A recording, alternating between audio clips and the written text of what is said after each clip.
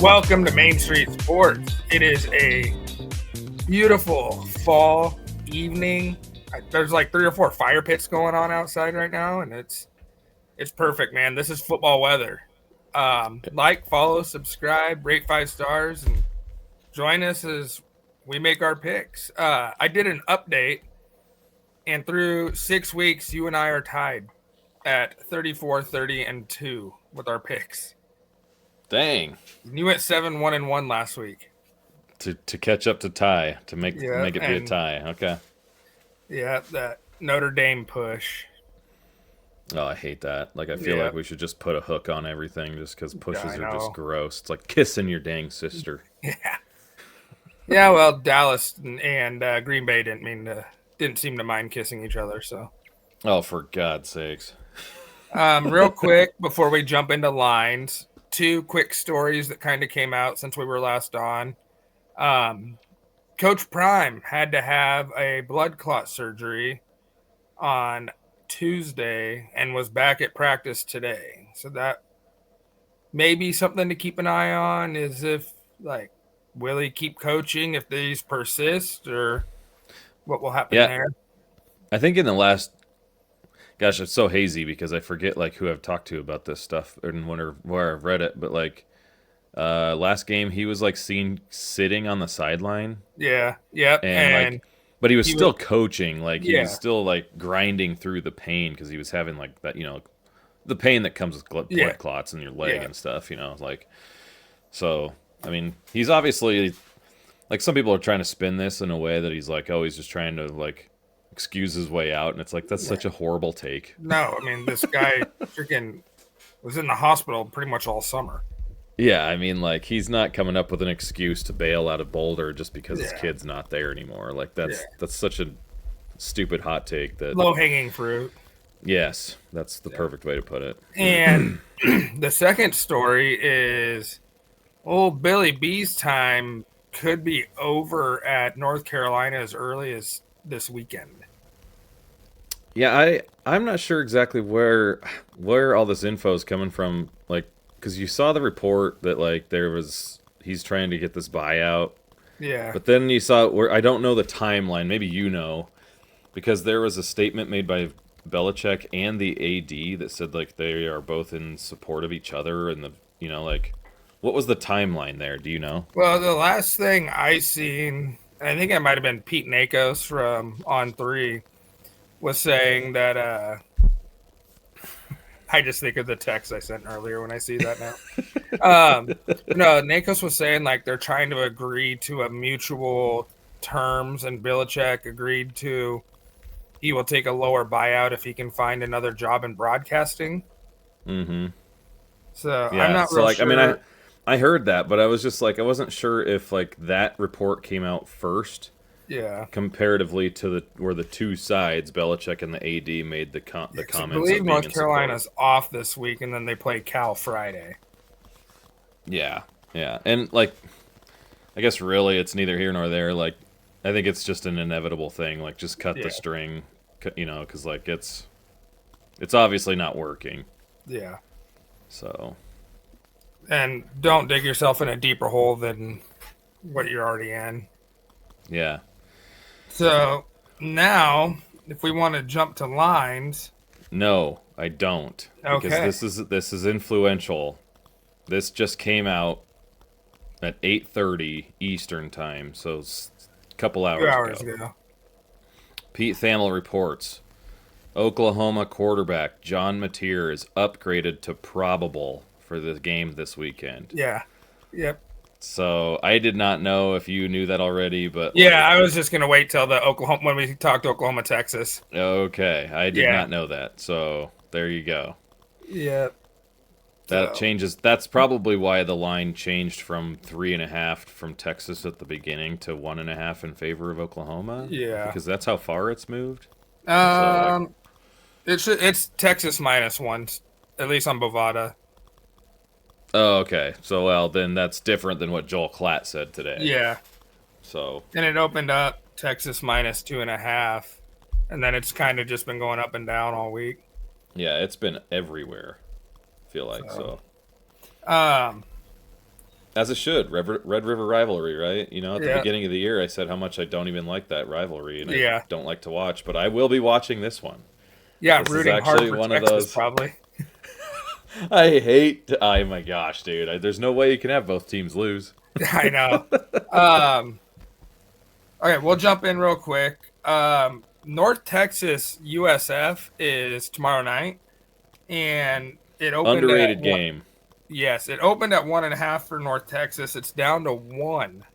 North Texas is favored over USF, and if that game wasn't big, it's about to get a whole lot bigger because Tulane and ECU are tied 19-19 with 3 minutes to go. So if ECU wins this, then the whole Tulane G5 thing might be going downhill. Hey, what did we said this when we talked about the American Athletic Conference Yeah, a couple weeks ago? I think it was 2 weeks. It was after the Memphis Arkansas game. Yeah, and we said we mentioned East Carolina. We were like, you know, they had a tougher non-con or you know like opening week or opening season slate or whatever, and it was kind of like they might be in the mix considering once things kind of equal the playing field in terms of talent. Yeah. So this is not very surprising to me. Something just came to my mind that I forgot. Yesterday was the start of 49 straight days of football.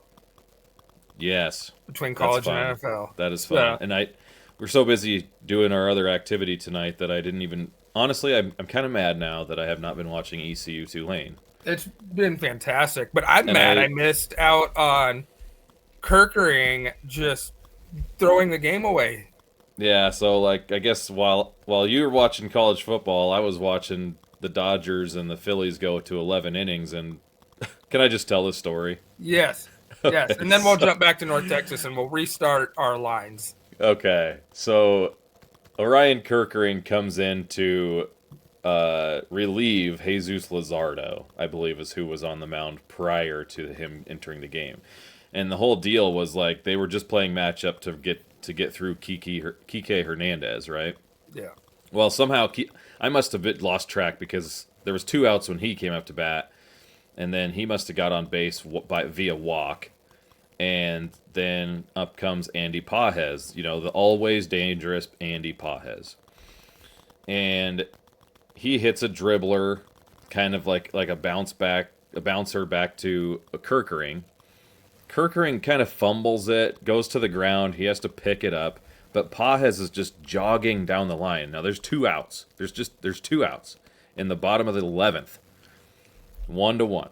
And just jogging down the line, Seong Hung Kim is coming, or however you say that, is coming down the line, third base line really hard. So Kirkering kind of panicked, and he tried to go home with it when he could have just turned and gone to first, like thrown to first, and he throws it like 7 feet to the right of Real Muto's glove. I mean, like there was not even a chance. It was like someone with the yips. Yeah. And then, so that's how the Dodgers win and go on to the NLCS. So it was really a good series ultimately, but they win 3 So Toronto and the Dodgers have advanced, and Chicago was leading Milwaukee tonight 3-0 last I saw. Okay, and then I know Detroit and Seattle are going to 5. Yes. So. Yeah, just been a crazy week with football and baseball and hockey started this week. So yeah. Oh, all right, now we'll jump into Side note. You know, because hey, let's just keep being off the cuff here. Squirrel. Yeah, our buddy down in DeLand, Garen. He talked about some NHL stuff last night on his ep, and he said that he's a Vegas Golden Knights fan. So like. For the first time in our lives, me and Garen, we have been a fan of the same team and not been rivals. And now you guys can go back and forth and talk Vegas Golden Knights. Now we can just learn Vegas Golden Knight hockey together, you know? So well, Blackhawks opened up with the 2-time defending Stanley Cup champs Florida and lost 3-2. So oh, okay. Yeah, it was great. Let me tell you. All right, now North Texas, South Florida. Yeah, I think I got all my random stuff. North Texas, you've been on this this freshman quarterback for them. Yeah, Westamaker. Yeah, and it'll be like really he's not. He's not going to be at North Texas next year. No, and 6'4". He's like 6'4", 220, and like ridiculously efficient. High TD to interception ratio. I think it was like 11-1 the last time we talked about it, and this was a couple weeks ago too. Yeah. And so like I haven't checked in on his numbers. I don't even think they played last week anyway, North Texas. Yeah. So I guess it wouldn't really matter. Yeah, this game's in Dallas, so like whatever it starts with a D, just north of Dallas. Denton, okay. Texas. Okay, so I don't think I can say that I've ever watched a North Texas football game, but I'm going to watch that from the very start to the very end and try to get a very good idea of What's what the Big North Ten Texas Friday is. night game?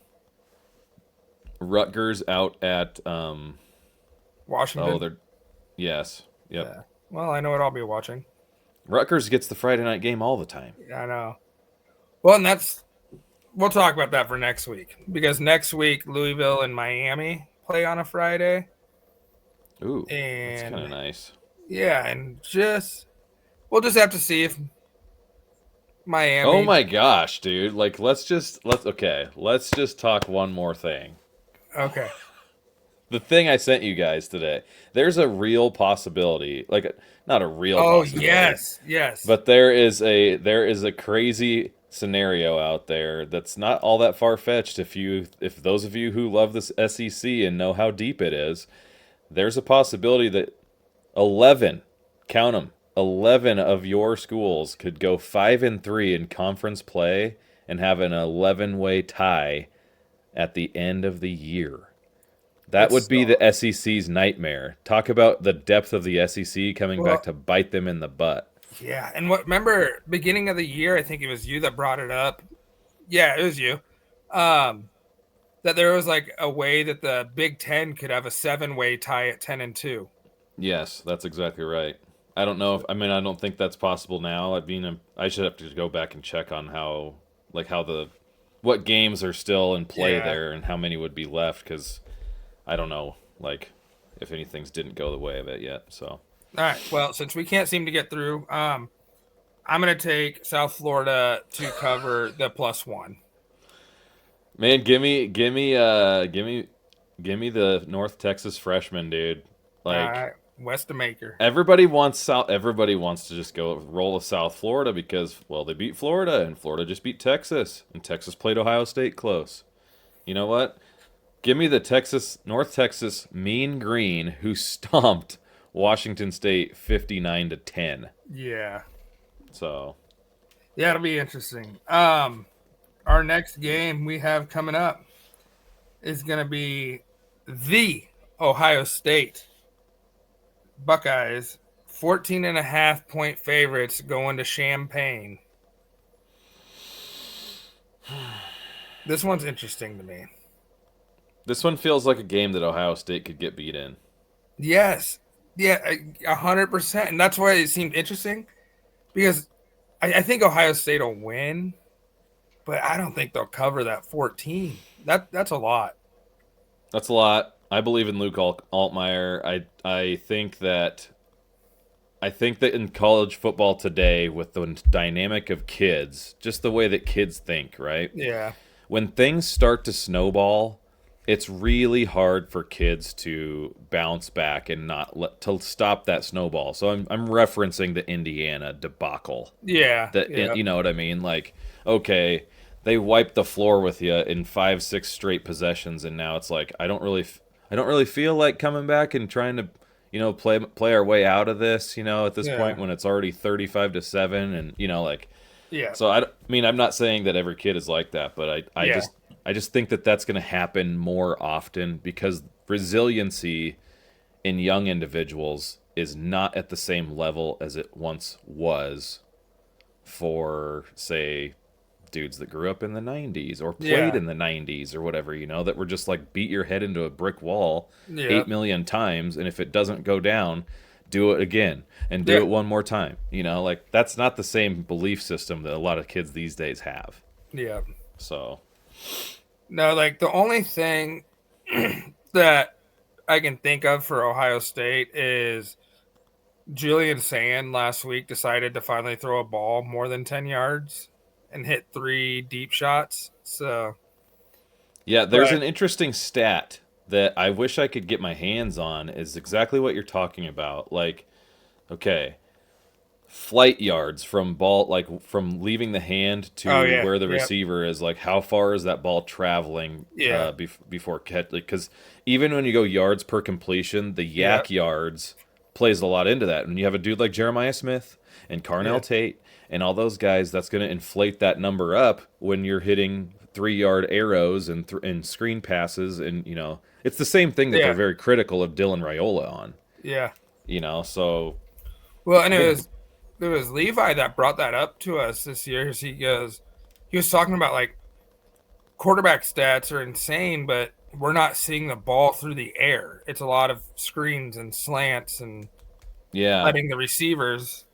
That was one of the things that I hammered on after week one against Cincinnati was like just the lack of pushing the ball down Yeah, the field. And the same thing that you brought up with freaking Jackson Arnold doesn't throw the ball over the middle. Well, yeah, you're not pushing the ball down the field if you're not throwing over the middle. yeah, You know, like you're hitting just outs and safe passes because everybody's deathly scared of throwing picks, yeah. you know? So, which I mean, you don't want to throw picks, but So I like gunslingers, you know? Like, don't be afraid. That's what I mean. They give Chandler Morris at Virginia the green light to just chuck yeah, it. You know. Tulane just took the lead with 35 seconds left. Oh dang. Um, so a little bit about that too, like what you were talking about, and it goes back to Raiola, and you kind of hit on something there with the not wanting to throw interceptions. Are we Mm. seeing it to like where do you see with Raiola? No, maybe not so much Mateer, but I would say like Raiola and Drew Aller, a couple of these other guys, like they're taking these sacks instead of just just throwing a ball up to the receivers to make a play. What is your Yeah. thoughts on that? Like when and then you have guys like Dante Moore, Trinidad Chambliss that are just like, you know what? I'm gonna let my receivers go make a play, and if the ball gets intercepted, I'm gonna trust my defense. And I mean, for Oregon, it's working for them with Dante Moore. I mean, we saw Yeah. that where he rolled out to the right, threw back across his body to the tight end for 35-yard pass at Penn Yeah. State. I have mixed Kind of emotions what's on your this. thoughts on that as far as taking the sacks instead of risking the ball? I have mixed emotions on this because I like seeing exciting football. I don't like seeing the because that's NFL style of Yeah, the like dink and dunk. dink and dunk. You know, like take what the defense is giving you because we'll drive the field. If not, you flip the field because you get a couple first downs. Like Yeah, that's basic NFL, you know, logic. And so like taking explosive plays out of it, like that's a big metric for defenses. Like they track that in terms of a national ranking. How yeah, many explosive plays? Like, what's the percentage of explosive plays per game that you give up, and all this stuff? yeah, I was reading through all this kind of stuff when had my deep dive with Missouri a couple yeah, weeks ago, and like because they don't give up a lot of explosive plays under that. Oh gosh, their D coordinator they hired from South Alabama last year, yeah, and so like personally, from an offensive standpoint, I get the idea because I believe in the idea of flipping the field and yes, making the other team drive the field is going to create better opportunities for you. Like the chess match of doing all that kind of stuff. So I'm like, yeah, you don't want to give away a possession on first and second down. Like you can take that chance on third down yeah, because you know you're going to be punting, and if it's a long ball and they pick it, it's the yeah, same concept, right? yes, Now you 100%. risk, but you risk a return and all that stuff, and your offense isn't like it's not your special teams unit and Yeah, coverage and some of that. So there's really like these little hairs, you know, like you're splitting hairs on what your yeah. beliefs are. So I don't know. I That's mean, I one think it's thing. good. That's one thing that really bugs me that we see a lot more today is how often there'll be a holding call on second down Hmm. or not roughing the passer, like drawing a blank right now, but where the quarterback throws the ball away and then intentional grounding. Intentional grounding, yeah. So then we're seeing like 3rd and 19 and 3rd and 20, and they're just running draws. Like, why not just take a deep shot? It's might as well be you're gonna punt anyway. Yeah, so like that's kind of where the philosophy is in terms of maximizing flipping the field. Yeah. So like you're using that draw play because you're thinking as a defense, you're like, well, we're going to sit back in pass coverage just because that's what you do. You don't play the draw. Like if it's 3rd and 20, you're like, okay, we give up the 12 yards, then they punt. Well, you gained 12 yards in your punt, essentially, if you run the draw versus an incompletion. Now, obviously, there's times during the game that it calls for, like, you don't have a choice but to just, chuck something up there and hope Trey Palmer's down there somewhere, exactly. Like, it's kind of like one of those, depends on where it's at in the game, and, like, that's the beauty of football. Yeah. Like if you can watch it and understand kind of the thought processes between flipping the field and time during the game and, just game awareness and that kind of stuff. Like then football becomes really fun because you understand it at a deeper level. Yeah. Yeah.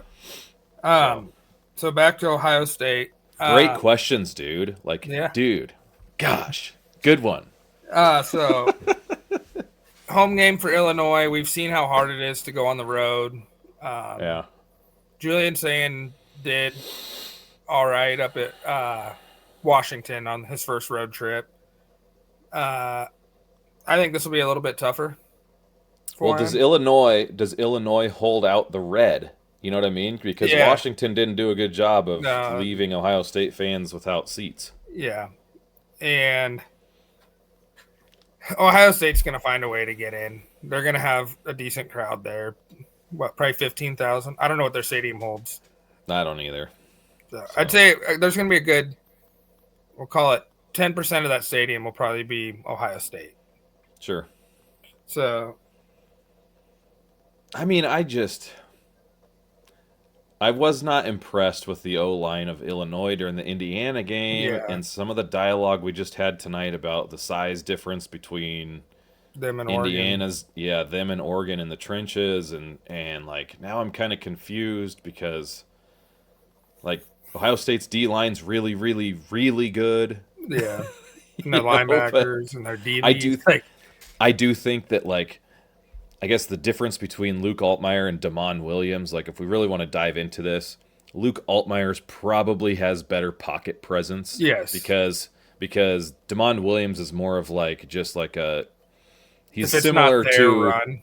Yeah, Tommy Castellanos, like I'm tucking and going. Well, Altmaier is always going to be looking downfield while he's kind of shuffling around. He's so good at extending plays. Yes, absolutely. So staying behind the line and just waiting for something to come open. Yeah. So this is tough. That line's just so big. Well, and I think Illinois' defense. Well, geez, I guess how do you know? Can you even come out here and be like, oh, their defense is better than Washington's? Well, you gave up 8 million points to Indiana, and USC also put up 30 whatever it was, or 40. That is a good point. Screw it. Ohio State covers. I think I can see a sleepy, not prepared Ohio State squad because they're kind of maybe they're looking down the road for tougher games. I don't know, and maybe that's kind of us talking about you can't make these predictions off of hope. Yeah. So exactly. Give me the Buckeyes, despite all that conversation trying to find a way for Illinois to cover, because I don't see it. Yeah. After discussing, so now we have, and I just put this one on our list just because we don't know what's going to happen with Florida State. They are at home against Pittsburgh. Opened up as a 10.5 point Florida State favorite, and it's down to 8.5. Pittsburgh, I don't know if you saw this while you were on your deathbed. Did you see they took out Eli Holstein and went to a freshman? You mentioned that in the 30-minute episode we did when I was on the struggle bus. Yeah. So, I was yeah, surprised if you even remember any of that 30-minute episode. You were like a it's zombie by hard. the end of It's it. hard. It's. I don't recall, but I do Yeah, recall that. Like I can piece it together. But like, boy, I do think that that's a crazy move because I was a big believer in Eli Holstein walking yeah, into this year. But golly, like Florida State, they have to play well. Like just for the sake of the ACC, because you can't drop this game or play. I don't think you can play a close game with Pitt yeah. in this spot. But Like, it goes back to what we talked about with Oregon, Penn State. You can't let Miami beat you twice. right? And Yeah, is there a hangover effect there for definitely Florida could be State? because there was a lot of emotion in that game. I mean, that Yeah. was one of the best games I've watched in a long time. And Yes. I think I said this a couple Yeah, you nights said it the other ago. night with the 93 versus 92. Yeah, 93 versus 94 versions 94. of Yeah. Florida State Miami, but like it just had that different feel of fly around and all that kind of stuff and Yeah.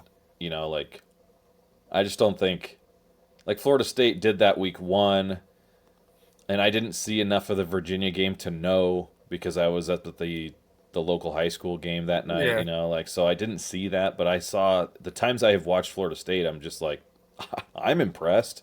Like Yeah. I am. Like they started slow with Miami, but Miami might be a different freaking thing Yeah. this year. Like that's So potentially an all timer. Like so when we were doing our rankings, I don't this know. is I what can't was believe I just tough for said that. me.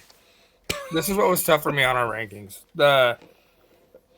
I had Nebraska ahead of Florida State. And Okay. I but like when you think like if they matched up, I don't think Nebraska's even on the same playing field. Does that make sense? No. That's yeah. I don't like, dude. I and we went through that the one night. Yeah. We said I just started listing all those teams with you and Yeah. Garen, and I was like, does the Huskers win this? And both I think you both said that they beat Florida State, and at the Well, time, and we were so coming off like the Virginia game. well, that's true. That's I true. I guess timing matters here, mean, but right now I'd say Nebraska beats Penn State, but ask me again in 2 weeks. yeah, I suppose. Um, but I do think you bring up like an interesting thing. Like I just think that Florida State has athletes everywhere. Yes. I think that they're still trying to figure out. I've said this before. Like when you have a new coordinator, like just because you had the perfect stuff to happen to beat Bama doesn't mean Yeah. you're not struggling still to mesh as a group. Yeah. It came together because of juice and adrenaline and Yeah. excitement because of all the new and all that. And Bama Well, was kind of like, whoa, we don't know what to expect. one It's thing with Florida State, and it bit them in the ass against Miami and Virginia, is the receivers have the drops. yeah. Like, So that's Deuce Robinson. That's yeah, freaking Squirrel oh my White. gosh, Squirrel White, and the dude that they use on those jet sweeps too. Like Yes. gosh, that he scores like on every other one he touches typically. Yeah. Yeah, and Tommy Castellanos is a bit of a gunslinger. Like he's not the most accurate guy either. So like he's gonna create opportunities for receivers to have more drops Yeah. because of the ball not being in the best position possible. Like Fernando Mendoza is at Indiana. He's one of the most accurate dudes in the Yeah. game. And I mean, there's a long list of that, but like, Yeah. you know what I mean? Like Castellanos throws balls that are not like they're not tight spirals, all the time. They're kind of some are floaters, some is like it's just kind of you don't know exactly what kind of ball you're getting from him all the time, and so like that can be a reason why they drop the ball rather than just them having drops. Period. Yes. Yeah. Like so. Where are you leaning? 8.5. What 8.5? I got to go Florida State. It's at Pitt though. It's at Florida State. Oh yeah, give me Florida State. Yeah. Like, back to your whole hope and heart. Like, there's just something there that's telling me that this is going to be a hangover game for Florida State. But at Okay. the same time, I feel like this isn't last year's Florida State, and they'll be fine and they'll bounce back and win this. Probably 3 touchdowns. Yeah. Well, you have to think about this. You have to think of this way because, like, you can talk about hangover, all that stuff, but like now Florida State's fighting for their freaking lives. You know, like if they win out and finish 10-2, that gives you a shot. It gives you a shot at consideration. But if you drop another game prior to that, you're done. Like you are not getting in at 9-3, especially out of the ACC. Yes. Even with that win over Bama, you know. But 10-2. If a win over Bama and Bama wins the SEC, Florida State's going to be right in the conversation. Heck, even if Bama's just in the SEC title game, they don't even got to win it. Right. I mean, that's 100% true.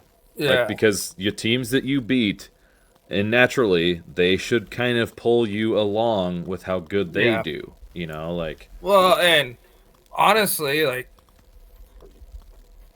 I don't want to say he's hot seat, but.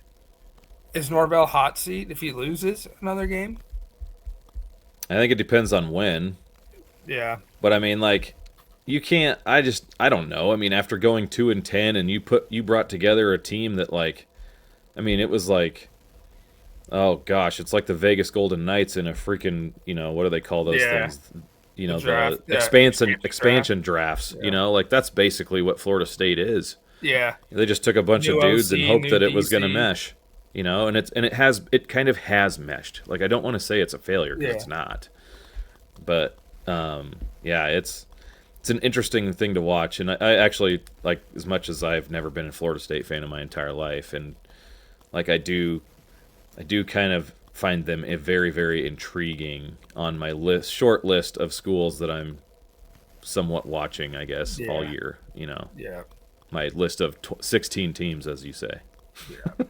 All right, so that is the morning window. We have an unbelievable afternoon window. I can't wait, dude. I can't wait. I'm gonna make you wait. Let's start with Texas, Oklahoma, and the Red River rivalry, or as in the olden days, the Red River Shootout. Yeah, that's way better. Red River Shootout. Now, did you want to hit on Mateer? Yeah, so they upgraded him to probable tonight, you know, and like again, I kind of touched on this with you early, and then I said it again at one other time. Like the whole like playing games with your opponent, like this kind of goes back to the Haynes King thing. Like, okay, he was hurt for Weber State or whatever, so then they played who after that? Clemson. And so then they weren't sure, like, is he going to go? Is he not going to go? I mean, like, all this stuff. And so the opponent doesn't know. So now if you're Texas, right, and so Texas, you're kind of thinking, you heard all this time, like, there's no way that Mateer's playing in this because he's going to miss 4 weeks. Well, it hasn't been 4 weeks, you know, and now he's upgraded to probable, and you're kind of like, well, geez, you know, like, this doesn't look good. But even coming off surgery 10 days ago, what can we expect from Mateer? Well, he didn't have surgery on his legs. Yeah. So I mean, like, hand. Well, sure, but that's always a risk, you know, with pass rush and all that kind of stuff too, as on follow through and that kind of thing, because that's where you're nervous, is on a follow through. Well, and how much of a runner he is. Yeah, but like, you got to learn to fall. You got to learn to fall, and don't use a hand to post out. Well, like, and then did you see in conference play, Oklahoma's only averaging 2.5 yards per carry? That doesn't surprise me at all. Like I don't even have to know. I don't have to see those stats because I already know that they're not that good on offense. For the season, they're 4.5, and in conference play, they're 2.5. And Mateer's their leading rusher. You guys are just sitting here all the time talking about how you love Oklahoma, and I'm like, they don't have any run game. I know. They don't have any Jaden offense. They just have a really good defense. Jaden Ott was supposed to be that run game for them, and he has turned out to be nothing. Yeah. You know, the transfer from Cal. Yep. And, like, some of those guys, it's kind of like Mekhi Hughes and freaking taking a red shirt. Now he's redshirting because, like, and he was a preseason All-American. Yeah. You know, or whatever, or first-team All-Conference, and now it's like he's buried on a depth chart that's deep as heck. Yeah. You know? So like, to make our pick, I'm taking Texas because I feel Texas is very much in the same shoes as Florida was last week, They're where in this. Texas has everything to lose. Oklahoma can lose this game and they'll still have Yes, a pretty good shot. this is where you have to think the two lost teams that are that were preseason highly rated or highly respected or highly regarded. You know, obviously, like there's gonna be that sense of urgency. We just said it with Florida State. You know, like so I would tend to agree with you that I think Texas bounces back and wins this game because it wouldn't be college football in 2025 if Oklahoma wins this game. You know, like Texas is not going to go the way of freaking Florida State a year ago. Yeah. So. And then Josh Pate was saying Texas has not had the same starting five in any game this year on the offensive line. Did you hear that? I didn't hear that. I didn't listen to his episodes this week. It was when he was on with Bussin yesterday. Okay. With their weekly show. And so is this their first time having the same five? Oh, okay. Okay. Because he was also saying with the Mateer stuff, Oklahoma has been in their indoor facility all week, not allowing media or anything. Interesting. Yeah. So yeah. But I'm taking Texas. Just they have everything to lose.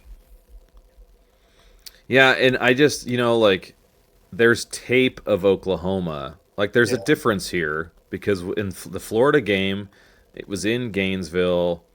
Now it's in Texas, obviously, at the neutral side of the Cotton Bowl. But like when it was at Florida, they got Dallas Wilson back. Who they had no film on other than a scrimmage that they would have had if they even trade that tape. Like from the spring game or whatever it was. And so like, which I'm guessing they don't. So they didn't have tape on this guy, and he freaking torched Texas as a wide receiver.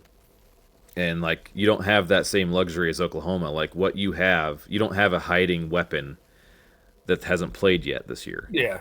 And also, ultimately, they actually lost one of their receivers, I think, on the year, that Keontez Lewis. Yeah. I don't think he's even playing. Yeah. So like, you don't have a run game. Mateer's hurt, and you lost a good receiver. And I didn't think that Michael Hawkins. Yeah, Keontez Lewis, dude. Did you see what happened last week? No, but I know that was he taken out on a stretcher? Yeah, he tripped over a photographer, and Oklahoma's end zones are brick. Oh yes, that's right. Into the brick, yeah. Oh yeah, okay, I did see that. That's it, because I sent that to you, the video. Oh, that's horrible, man. Yeah. Yeah, and so like I just don't think like Oklahoma's defense is obviously if it's as good as it's advertised. Yeah.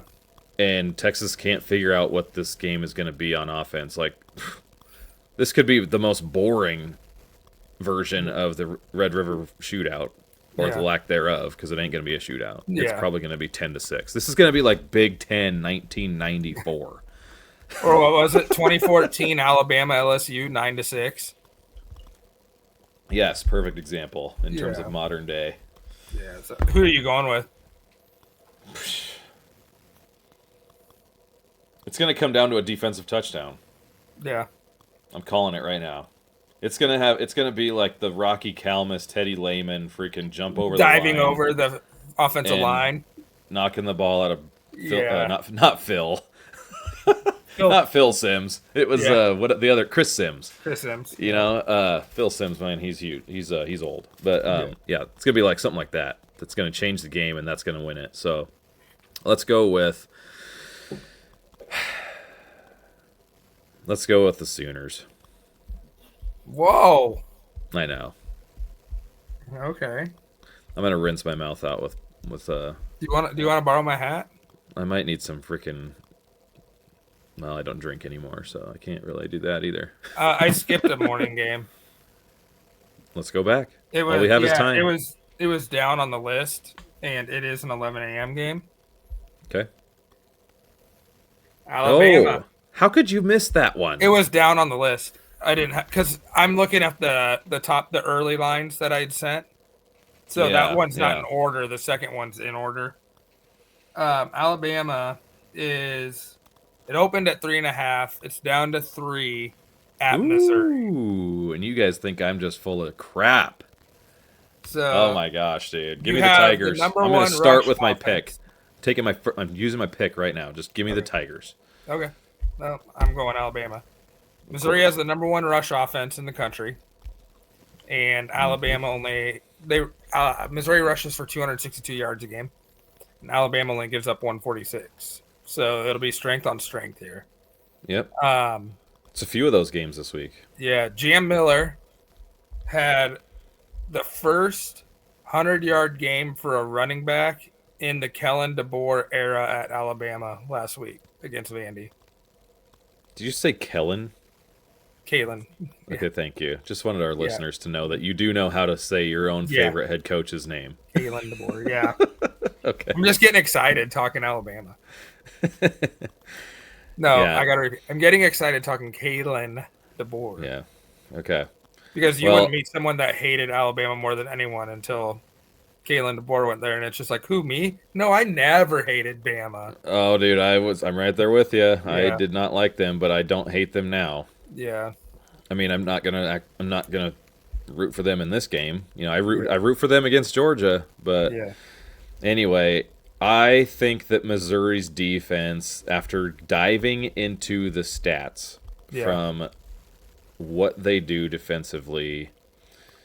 Now, when they played South Carolina, there was some blown coverages on some go balls. Yes. So they are obviously I talked about this. If you're listening to this, you should probably go back to my Fastlane episode where I broke down Missouri, because this will make more sense in more detail in that episode. Okay, but they play what we called it X coverage when I was the defensive coordinator and doing some things at the high school up here. I actually learned it from our head coach. I mean, I wasn't the one that came up with this, but we call it X coverage. If you play college football on the Xbox, you're going to know this as the term palms. Yes. Okay, so cover 4 palms. Well, it's a hybrid cover 4, cover 2 based off the route combinations you get in a doubles formation when you got 2x2. And so, like South Carolina, you know, they have a tight end on there. It's you know, it's like, I want to say it was 11 personnel is what it was. So 1 tight end, 1 running back. And they ran an out route, like a little flare, not a flare, an arrow with the tight end. And then they ran a go ball with the receiver on the outside. And the corner either didn't get the call or it wasn't communicated because he kept eyes down on the out until he realized that the linebacker was coming out in the flat with that tight end. So that meant the corner needed to bail and cover 4. Well, and you got Nick Harbor, who's got like Olympic track speed. Well, right, but then the safety was also late coming over the top. So that tells me that the corner missed the call. Okay. You know what I'm saying? Because he dropped. Safety was expecting the corner to kind of go with, because there was a post coming into the middle zones from the back side of the play, which is where that safety was kind of looking. So, interesting in-depth take right there. Now, if Missouri can shore up those communication errors and stuff on balls like that, because Ryan Williams is every bit of a deep threat as Nick Harbor. Yeah. You know, especially from a talent perspective. And so, like, I think that they're going to shore that up, because I think last year's defensive stats with Missouri back up the system of what they do defensively. Yeah. So I'm going to, they're sneaky good at home in Columbia. Yes. Like they have I think they have the longest winning streak at home in the SEC. Yeah. Because they have the second longest in the country, we found out. They don't have the longest. Right. They could have the longest after Saturday. But who's number 1? Oregon? Yeah. It's because they're 41-1 in the last 42 games in Eugene. Yeah, I know. I wonder who that one loss is to. Yeah, shut your mouth. Hey, so 1 point for each team that I want to make with you. The first one's my question, and this is a Missouri question. Is who's the best offense they have played? Would it be Kansas or South Carolina? It's definitely Kansas. And where would you compare them with Bama? Well, Bama's going to play. I mean, like I guess in terms of style, Bama's going to be closer to a similar offense as South Carolina is. Yeah. But in terms of offensive potency, Yeah. Kansas gets that title. Yeah. Over South Carolina. Yeah. And so I don't know, like it's hard because like Kansas can move the ball, and Missouri's defense was really good that day outside of the first quarter, and I mean that was really largely to their offense giving short fields. Yeah. Now on the other side, my question for you, Alabama, who have they played with the pass rush? The best pass rush they've played. It might be Florida State because it's not. Georgia has 1 sack on the season. Yeah, Georgia's not very good defensively. Yeah, and now they're going to Missouri, who I think they're second or third in the SEC in sacks, and I think it was like number 2 in pressure rate. Yeah, I really got into pressure rate. I didn't know that was a thing. I was like, that couldn't have started a whole long time ago. Yeah, no, and I don't dive in. I guess like I said, it's a big deal, but I don't dive into that myself. Yeah. But I mean, like the idea of pressure is a huge deal in terms of football. And so that was like one thing for Alabama is, can you slow down the pass rush? And for Missouri, it's just going to be what can you do with your run game? Yeah, for the offensive keys. Missouri's offense runs off of the same offense. It's literally like the same offense. And I have a couple things here, so I hope we can stay on this. Yeah. So Missouri runs outside zone just like Cincinnati does, out of the pistol, shotgun type stuff. And then actually it's eerily similar to what Iowa does under center. Okay. It's all stretch. Yeah. And I mean, and you see these freaking Missouri linemen, because it's not under center. The Missouri linemen, they give the idea of giving ground to gain ground. Give ground to gain ground. Yeah. So basically the idea of a scoop block. Okay, if any of you guys are offensive line people, they're scoop blocking, but all in unison because it's outside zone. Yeah. I mean, if you go back and watch them play they played nobody last week. I think it was UMass.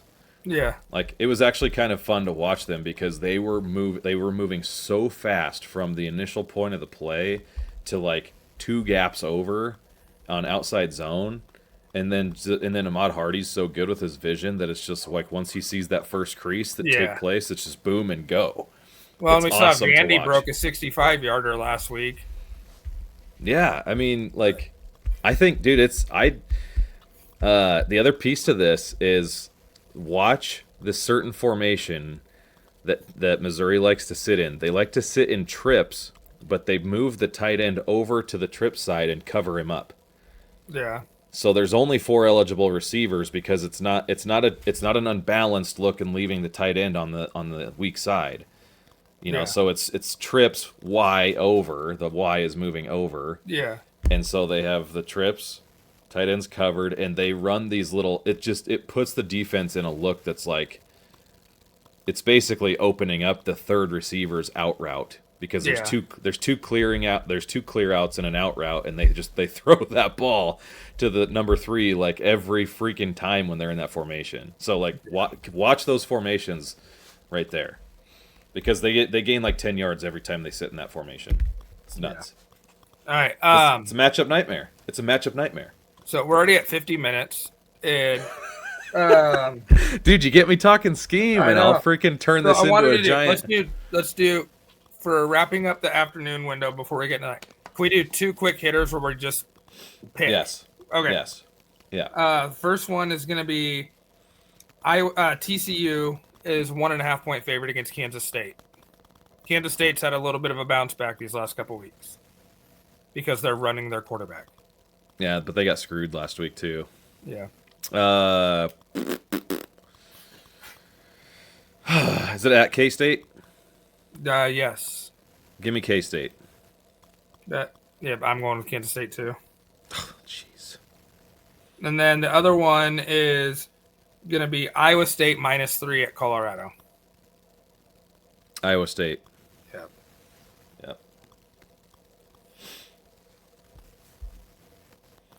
So now we jump into the big one, the other big one of the afternoon window. Indiana is taking a flight to Eugene, Oregon, to take on the Oregon Ducks, and Oregon is a 7-point favorite. It was 7.5 to open the week. I think it might get back up to 7.5 by kickoff. And because I don't want to push here, I say we do 7.5. We go 7.5. I like Curt Cignetti. Like, they're always going to keep me nervous, like, because I'm a believer in what he's doing. You know, there's not enough people respect them. But Indiana is, like, it's crazy because a few weeks ago, I went to, like, Indiana's freaking defense against Iowa all week on X. And now it's like, I can't stand their fan base all of a sudden. Yeah. Like, now they think, like, Indiana's starting to think, now they're taking on the persona of Curt Cignetti, which I kind of like, you know, obviously.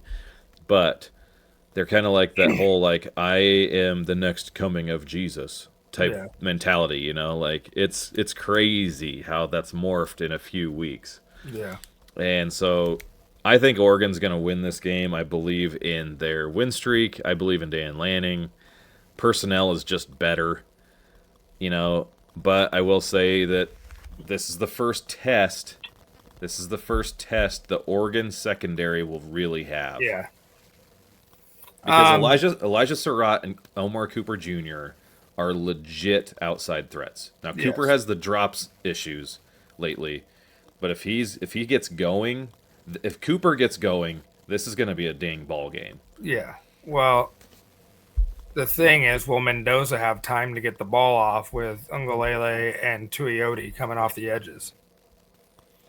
Yeah, that's kind of an interesting thought process because they're like, the way that Indiana runs their offense, they're not going to be a ton of, you know, it's going to be a lot of quick reads. Yeah. They're so heavy into RPO and that kind of thing that ball's out of his hand. So like he's not going to hang onto the ball a lot like Drew Aller did. But the one thing that those two do is they understand their pressure so well, dude, that they accept within that like first step, I'm going to get there or hands up. And they're so good at batting the ball down. Here's another thing. Indiana, you're right. That's 100% right. And here's one thing that gives Oregon an advantage as well, is that Indiana does not allow a play to be changed once they are lined up. Yeah. That was something I found out this last week, which was kind of surprising to me. Like, they just legit, like, they give the play call and it's like, go. Yeah. Like, not going to sit here and second guess ourselves because we see this defensive look. Like, we're just going to go and we're going to, you know, it's the idea of establishing yourself and not, you know, and just freaking be like, we're going to call this and now we're going to take it from you. Yeah. And they're kind of stubborn. They're kind of stubborn with that, but it's predicated off of like basically the dive in that pistol formation. Like, that's the first bread and butter. Yeah. If they can't get their run game going, it's going to be a long day for Indiana. So the way I can see this going down is I could see Indiana jumping out to like a 10-0 lead. They have all the piss and vinegar. They come out firing. And then Oregon, I could see end up winning this like 35-17. Yeah, I'm taking Oregon to cover, by the way. Okay. I am as well. I just think that Oregon, they do so well at playing. They do so well at kind of doing what Indiana does, and it kind of starting fast. You know, they didn't start fast at Penn State. You know, like it wasn't. I mean, they were moving the ball well. They were moving the ball right away, well, better than Penn State was. So, like, I think that the way Lanning coaches, like, I think actually the opposite. Like, Oregon could probably jump out to a 10 to 14 point lead, and then I could see it just kind of like stagnating for a while before there's some more scores in the second half after some adjustments have been made. Yeah. But I think your score prediction's pretty close. Yeah, 35-17. Yeah. So we're both riding Oregon. Yeah. Night games. Florida going to Texas A&M as a 7.5 point dog. Man, I want Florida. 8 point dog. Okay, I want Florida to win this game.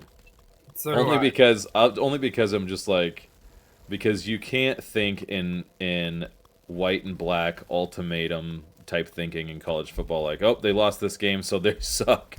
Yeah. Like they can't bounce back. Like, Yeah. yes they can, and they did. And so now if they go to Kyle Field and win that game, which I don't think they will, but like they're talented enough, and Yeah. Dallas Wilson is they just, like I said last week or 2 weeks ago, that opens up the receivers opposite of him. Yeah. Like, why does Jeremiah Smith get the looks that he still gets? Because Because Carnell Cornell Tate. Tate is freaking good, And their tight end, and Claire. and Max Clare, Yeah. and it's like the same thing is true at Florida now. Like, okay, if maybe like Lagway's troubles could have been because he only had Eugene Wilson to throw to. Yeah. Well, now he has Dallas Wilson to throw to. And they got Jaden Baugh going. He had 100 and they've yards got their last run game going. So Yeah. like I think that Texas A&M's defense is going to be probably have their toughest test. And we saw them outside early in Notre the Dame. well, no, and even the week before that, their season opener it was like UTSA or something scored 28 on them. Oh yeah, that was okay. I forgot that's who that was, but Yeah, I can't. I don't think it was UTSA, but it was something. It was one of those Texas directional schools. this is one of those games. It's like if this was in the swamp, I would probably pick Florida. Yeah, Like regardless of the whole like, well, you lost to USF there. Yeah. Okay. Well, that's also their backyard too. Like Yeah. there's no travel. yeah. So So like I've been on Florida so many times this year.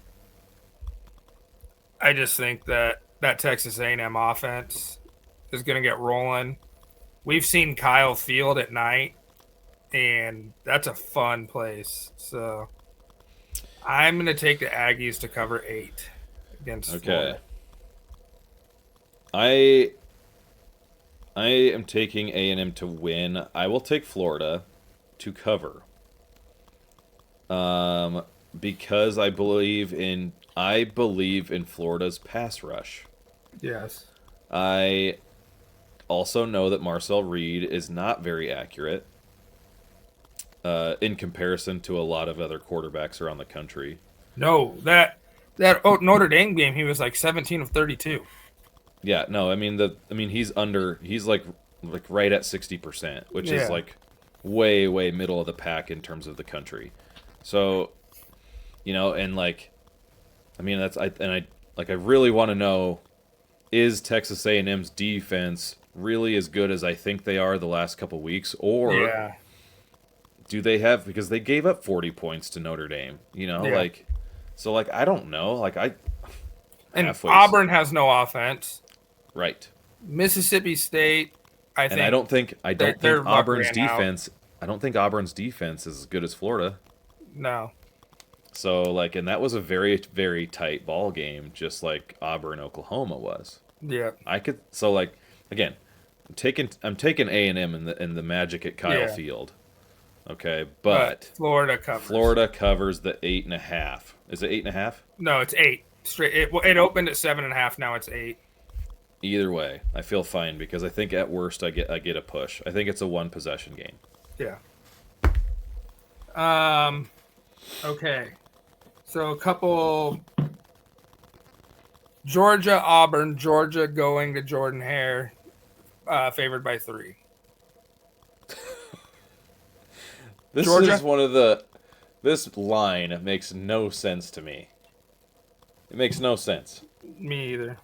Like, I know that, Vegas, it's going to end up being close. Well, it's all the rumors are that this is going to be Hugh Freeze's last game.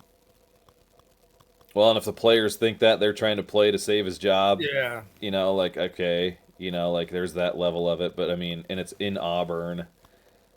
Like, home field advantage in the SEC is kind of a big deal when when teams are kind of even. But I don't see this as being even.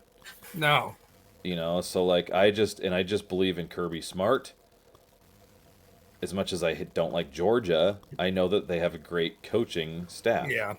So, and we've talked about Georgia. Kirby Smart's halftime adjustments are second to none. Yeah, like I mean, this. You talk about Georgia's pass rush. Like this is Yeah. where they're going to be like, oh, Georgia has a pass rush. Well, that's because Auburn's offensive line They're is giving up like abysmal. 7 sacks a game. Yeah, yeah, they're horrible. Yeah. So give me Georgia. Like I'm I going don't think Georgia. this is. I don't think this is even a discussion. Yeah. And then it'll end up being like last week, and Auburn will somehow win. And every team ends up 5-3. Please do, because we love chaos here at Main Street Yes. Sports. This one, quick hitter. BYU -2 against Arizona. Where at? Arizona and Civil War's next week. Or I guess Holy War. Yeah. I want to pick Arizona, but I know that BYU just somehow finds a way to win games. They just win. They win. Yes. That's a scary team in the Big 12 to play week in and week out because like they just have somehow figured it out. Yeah. Like they're not going to ever wow you. They're like Boise State. You know, they don't wow you. You know, they just win and they play good football and they play great defense. And our buddy Garen DeLand at freaking Easy Living Sports, like he's been on this BYU kick for 3 freaking weeks. Well, I wonder why. He doesn't want to go eat shit again. Yeah, I bet he does like BYU. Golly. Oh my gosh, dude, that's great. That's freaking great. Yeah, give me BYU because I don't like eating crap either. I'm not gonna make the bet, but I'm gonna take Arizona. You gotta keep going, dude. I gotta regain my composure. Yeah, so I like Noah Fafita. They got this. You brought him up last week, and I had never even freaking heard of the guy. But then, like, looking into him, this Mahdi, the running back, M-A-H-D-I. Oh, yeah. Yeah, the running back. He's good. He's nice. He's good, dude. And Fafita is like, I'm looking at it right here. He's 104 of 160 on the year. Yeah. 13 touchdowns to 3 interceptions. Like, he's not like the accurate dude that me and you were like drooling all over 2 years ago, but he's still good. He's still good. It's just a difference of offensive system because it's not Jed Fish. And he's not just throwing to tortilla. Like, yes, like he doesn't have that safety valve. Fafita doesn't have his tortilla, so he should have went to. Can you imagine if Tedoroa McMillan went to Texas Tech? You know how they throw their tortillas? Yeah. Oh my gosh. God, that's good. Fun times. That's a couple good ones from you there. Yeah. So Utah is 7.5-point favorite against Arizona State. Utah is 7.5 at Arizona, at Utah, and it is a 9:15 Central kickoff, so 8:15, so night game. At Utah. Give me Utah. I don't care what the spread is. Yeah, Utah night game. I'm with you. I'm going to Utah as well. Yeah, I don't even want to talk about this one. Like, it's Utah all the way. So the last game on the list, and I saved this for last of the night games because I think we're going to have some opinions. Michigan is going to USC, and USC is favored by 2.5. Okay. To me, like... Actually, that makes sense to me, honestly, but... I mean, probably not to everybody else, but... So, it's just... I feel like Illinois laid out a playbook for Michigan to win this game. Sure. You could argue that. So, I don't know if USC can stop the run, and that's all Michigan. Well, here's the thing. Well, they don't have to. They don't USC can win by throwing the ball. Yeah. Oh yeah. USC has those Makai Lemon, Jacoby Lane, you know, yeah. There's one other one I can't even remember, freshman that's pretty good. And then getting their running backs involved in the pass game, both of those guys, Wayman James and just are they going to give Maeva enough time to throw the ball? He's mobile enough to roll the pocket that Nebraska doesn't do, and Nebraska threw for 308. Yeah. So, Nebraska throws for 308 with a statue quarterback against Michigan and loses a ball game. Well, all of a sudden, Maeva, who's more athletic, Lincoln Riley's more creative. Isn't Maeva number one in the country in passing efficiency? Well, he's right up there if he's not one. So, but I mean, it just goes to show, you watch this game. If you're a Husker fan, you watch this game and you watch how USC attacks this Michigan defense. They may not win. USC may not win. I'm not saying they're going to win right now. Yeah. But I'm saying their attack of the Michigan defense is going to show you what we should have done, rolling away from freaking number one, and that kind of stuff. I did hear, I think it was, I can't remember if it was Butler or Rule, their midweek press conference after the Michigan game. Mm-hmm. That was the first time Michigan had lined up Barmore at DN. He had been playing middle linebacker all year up to that point. Okay. So that was a wrinkle that Nebraska I guess I did know that. Had not prepared for. My low battery came on, so we might need to speed this up. Well, this is the last game. Okay, perfect. Well, then we're good because I have 25% left. Okay. So it's going to be can you talk about a battle of two polar opposites with this? Michigan just wants to run it down your throat, and USC wants to chunk it around the yard. Yeah, I mean, it's crazy because I think I don't think USC's defense is going to be able to stop Justice Haynes. Yeah. I could see this game being 34-31. Yeah. This is probably the best offense Michigan has played. Yes. I think USC is better than Nebraska and Oklahoma offensively. Yes. I would agree. I think, but it's nice to kind of put a piece to the puzzle, when it comes to comparison and transitive property and blah blah blah. So I can't get the Illinois game out of my head. It's tough. USC. Yeah, USC had a chance to win that. Yeah. And they shouldn't have because Illinois was up by two possessions most of the game. They fumbled going into the end zone. So it's I don't know. Yeah, I don't know. What do you pick? What'd you pick? I'm taking Michigan. Man, I just think Justice Haynes is. There's something about Lincoln Riley that just doesn't mesh with USC in the Big Ten. Yeah, there's something they should be better. Lincoln Riley, USC, Big Ten. Yeah, none of that goes together. No, I mean when he went to USC, he was wanting to light it up against bad defenses all the time, and so he was probably the one guy out there that's I don't want this money. Yeah, I want my offense. Yeah. Give me Michigan, by the way. All right. Yeah. Maeva, 98 of 139, 11 touchdowns, 1 interception, 1,600 yards. Okay. That's good numbers.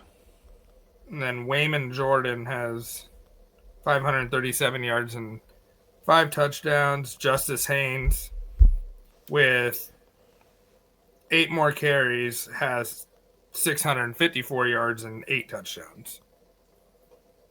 Yeah, well, he's gonna rip a big one at some point, And we ain't talking farts. No. Yeah, things are getting silly here. Yeah, and you've had a good episode when things got silly at Main Street Sports. Yeah, we'll end it here. Stay tuned for.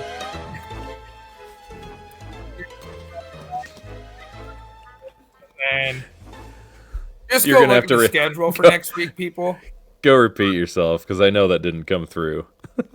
I was just saying we're gonna end it here, and